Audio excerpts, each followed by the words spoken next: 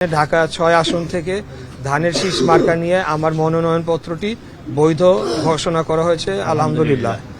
ঢাকা মহানগরীর আওতাধীন ১৫টি আসনের মধ্যে ১৩টি আসনের আজকে যারা মনোনয়ন জমা দিয়েছিলেন স্বতন্ত্র এবং দলীয়, তাদের চূড়ান্তভাবে মনোনয়নপত্র বৈধ কিংবা অবৈধ সেই ঘোষণাটি করা হয়েছে। তো সেইখানে ঢাকা ৬ আসন থেকে ধানের শীষ মার্কা নিয়ে আমার মনোনয়নপত্রটি বৈধ ঘোষণা করা হয়েছে আলহামদুলিল্লাহ।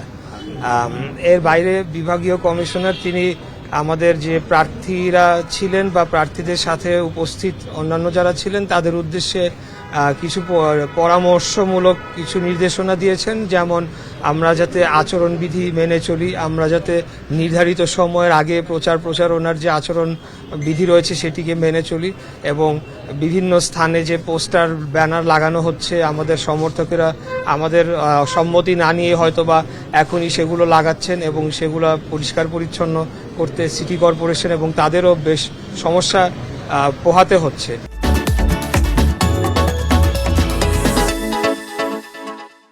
এই বিষয়গুলো নিয়ে আমাদেরকে একটু সচেতন করলেন।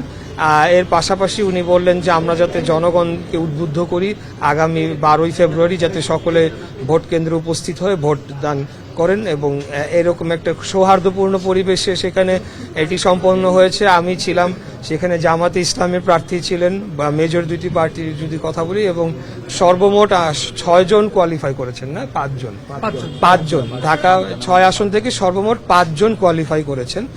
আজকে এটি আর কি আজকে